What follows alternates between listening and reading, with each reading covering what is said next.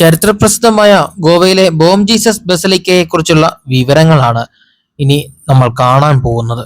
420 വർഷങ്ങൾക്ക് മുമ്പ് പണി തീർത്ത ഒരു വലിയ പള്ളിയാണ് ബോം ജീസസ് ബസലിക്ക.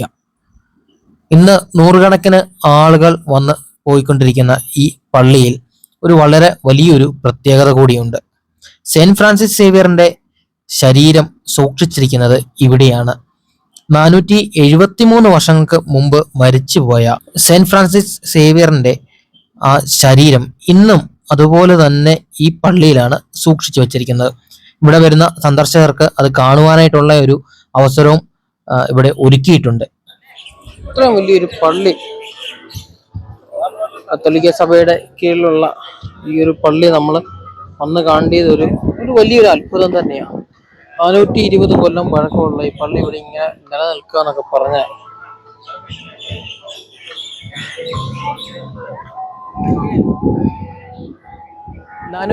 വർഷം പഴക്കമുള്ള ഈ പള്ളിക്ക് ഇവിടെ സെന്റ് ഫ്രാൻസിസ് സേവിയറിന്റെ 473 വർഷം പഴക്കമുള്ള അദ്ദേഹത്തിന്റെ മൃതശരീരം ഇവിടെയാണ് അടക്കം ചെയ്തിരിക്കുന്നത്.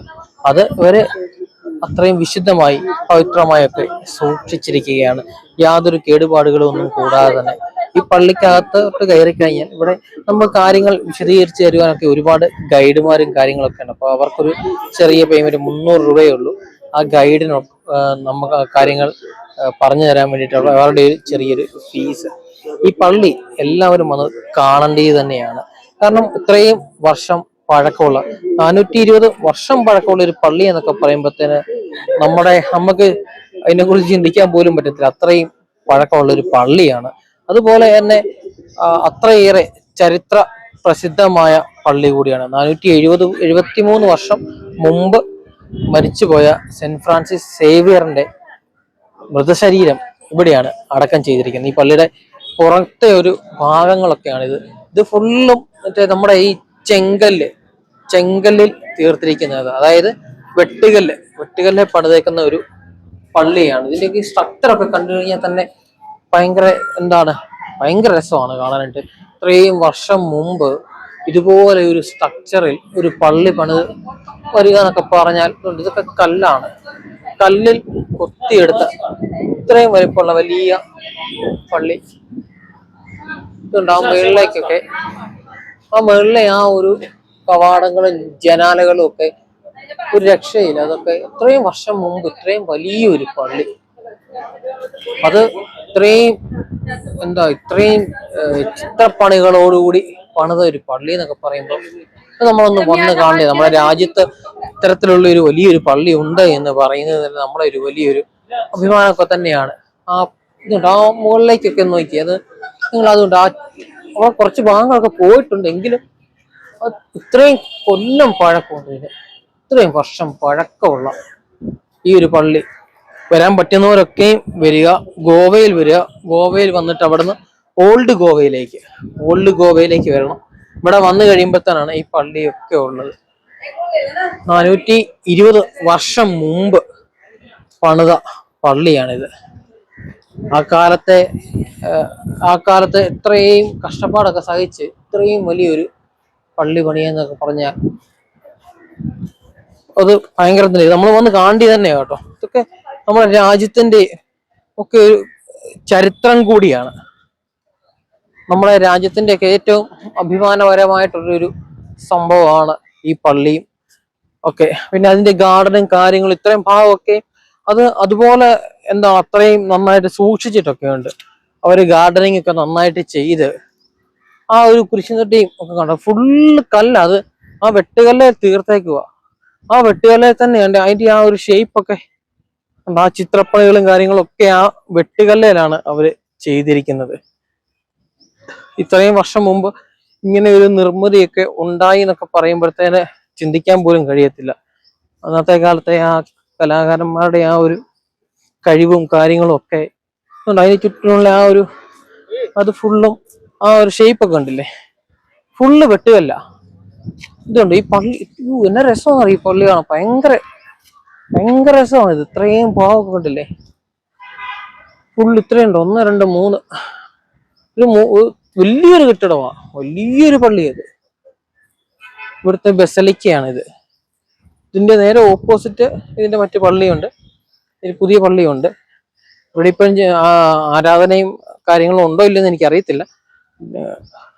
പക്ഷെ ഇത്രയും ഇതിന്റെ ഈ ചുറ്റുമുള്ള ഭാഗങ്ങളൊക്കെ അവര് അത്രയും ബ്യൂട്ടിഫുൾ ആയി തന്നെ അവരെ സംരക്ഷിച്ച് നിർത്തിയിട്ടുണ്ട്. അതിന് മറ്റു കേടുപാടുകളൊന്നും വരാതെ തന്നെ അതുപോലെ പ്രൊട്ടക്ട് ചെയ്താണ്.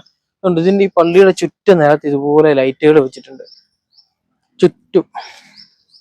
കാര്യം അത്രയും ഭാഗം മൊത്തം രാത്രി ആയി കഴിയുമ്പോൾ തന്നെ അടിപൊളിയായി. ലൈറ്റും കാര്യങ്ങളൊക്കെ വന്നു കഴിയുമ്പോഴത്തേന് ഭയങ്കര ബ്യൂട്ടിയാണ്, ഭയങ്കര രസമാണ് കാണാനായിട്ട്.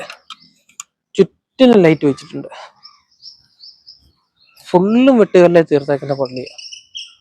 മുഴുവനായിട്ടും വെട്ടുകല്ലെ നല്ല അടിപൊളിയായിട്ട്. നല്ല ഏരിയ ഉണ്ട് കേട്ടോ, ഇവിടെ നല്ല വലിയ ഏരിയ ഉണ്ട്.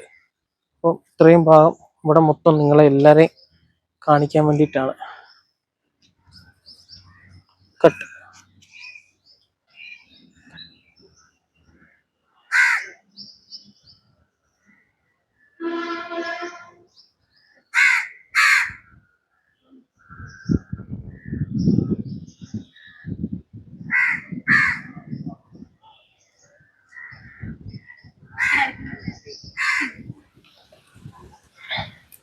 പള്ളിയുടെ അത്രയും തന്നെ പഴക്കം ഈ കിണറിനുമുണ്ട്.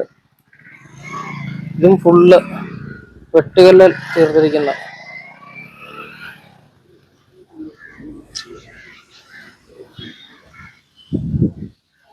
ഇവിടെ എല്ലാം ഭയങ്കരമായിട്ട് എന്താണ് ഉദ്യാനവൽക്കരിച്ച്, അതായത്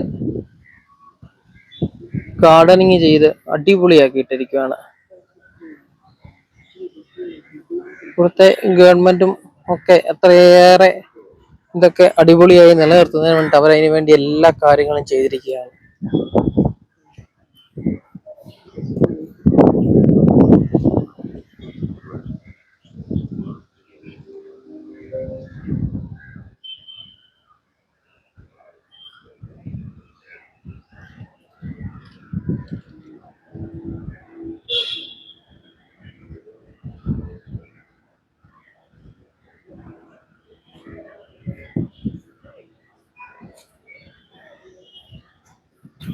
രാജ്യത്തിന്റെ അകത്തും പുറത്തു നിന്നും നൂറുകണക്കിന് ആളുകൾ, നൂറെന്നല്ല ആയിരക്കണക്കിന് ആളുകളാണ് ദിവസവും ഇവിടെ വരുന്നതും സന്ദർശിക്കുന്നതും ഒക്കെ ചെയ്യുന്നത്. ഇവിടുത്തെ ഒരു വലിയ പ്രത്യേകത, ഇവിടെ 1 രൂപ പോലും പാസ്സായിട്ട് വെച്ചിട്ടില്ല. 1 രൂപ പോലും പാസ്സില്ല. ഇവിടെ വരുന്നവർക്ക് എന്തെങ്കിലും ഡൊണേഷൻ നൽകാൻ പറ്റുമെന്നുണ്ടെങ്കിൽ നൽകാം, അല്ലാത്ത പക്ഷം ഇവർക്ക് കയറി ഇതിനകത്ത് കാണാം. പിന്നെ ഗൈഡുമാരുടെ ആവശ്യമുണ്ടെങ്കിൽ അവരെ വെച്ച് അവർക്ക് ചെറിയ പേയ്മെന്റ് നടത്തിയിട്ട് പള്ളിയെക്കുറിച്ചുള്ള അതിന്റെ ചരിത്രവും കാര്യങ്ങളൊക്കെ മുഴുവനായി മനസ്സിലാക്കാൻ പറ്റും. ഈ പള്ളി എന്ന് പറയുന്നത് നമ്മുടെ രാജ്യത്തിന്റെ തന്നെ ഒരു ചരിത്രത്തിന്റെ ഭാഗമാണ്. നമ്മുടെ രാജ്യത്തിന്റെ ചരിത്രങ്ങൾ ഈ മണ്ണിൽ ഉറങ്ങിക്കിടപ്പുണ്ട്. അതുകൊണ്ട് ഇത് വന്ന് കണ്ടിട്ട് പോകണം. നാളുകളിൽ നമുക്കതൊരു വലിയ ഒരു മെമ്മറി ആയിരിക്കും. ഇതുപോലുള്ളൊരു വലിയൊരു പള്ളിയിൽ വന്ന് കാര്യങ്ങൾ അറിയുകയും കാണുവാനൊക്കെ നമുക്ക് സാധിച്ചു എന്നത് ഒരു വലിയ സന്തോഷം തന്നെയാണ്. അത് നിങ്ങളുമായിട്ട് പങ്കുവെക്കാൻ കഴിഞ്ഞത് അത് അതിലും വലിയ സന്തോഷമാണ്. അതുകൊണ്ട് ഈ വീഡിയോ നിങ്ങളുടെ സുഹൃത്തുക്കൾ കാണുന്നതിന് വേണ്ടിയിട്ട് ഷെയർ ചെയ്യുക. ഇവിടെ വരണമെന്ന് ആഗ്രഹിക്കുന്നവർ വരിക. എന്തെങ്കിലും ഡൗട്ട് ഉണ്ടെങ്കിൽ എന്നെ കോൺടാക്ട് ചെയ്താൽ ഞാൻ പറഞ്ഞുതരാം.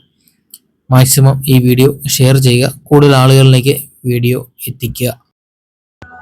ദിവസം ആയിരക്കണക്കിന് ആളുകൾ ഇവിടെ വന്ന് പോയി കണ്ടു കേട്ട് ഒക്കെ ഇരിക്കുന്നത്.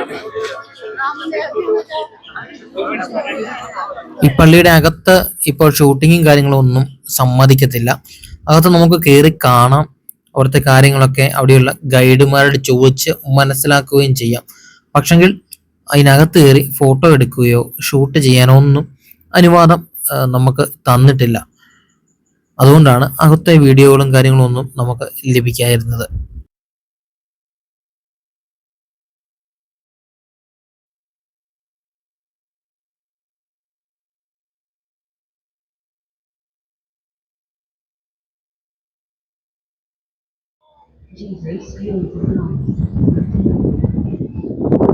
പള്ളിയോട് ചേർന്ന് തന്നെ എൻ്റെ ഓഫീസും സ്റ്റാളും ഒക്കെ ഉണ്ട്.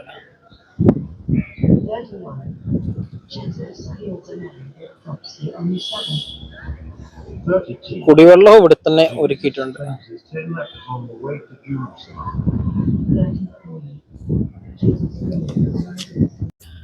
420 വർഷം മുമ്പത്തെ ഒരു പള്ളി എന്ന് പറയുന്നത് നമ്മുടെ രാജ്യത്തിന്റെ ഒരു വലിയ ചരിത്രം തന്നെയാണ്. ഒരുപാട് നമ്മുടെ രാജ്യത്തിന്റെ ചരിത്രം ഈ പള്ളിയിലും ഈ പരിസരങ്ങളിലൊക്കെയും ഉറങ്ങിക്കിടക്കുന്നുണ്ട്. അതുകൊണ്ട് ഇവിടെ വരിക, ഈ കാര്യങ്ങളൊക്കെ അറിയുക, മനസ്സിലാക്കുക. വീഡിയോ ഇഷ്ടമായവർ ഒരു കമന്റ് ഇടുക. ഈ വീഡിയോ മറ്റുള്ളവരിലേക്ക് എത്തിക്കുന്നതിന് വേണ്ടി ഷെയർ ചെയ്യുക. ഇനിയും ഇതുപോലുള്ള വീഡിയോകൾ നിങ്ങൾക്ക് കാണുന്നതിന് വേണ്ടി എൻ്റെ ചാനൽ ഫോളോ ചെയ്യുക. താങ്ക്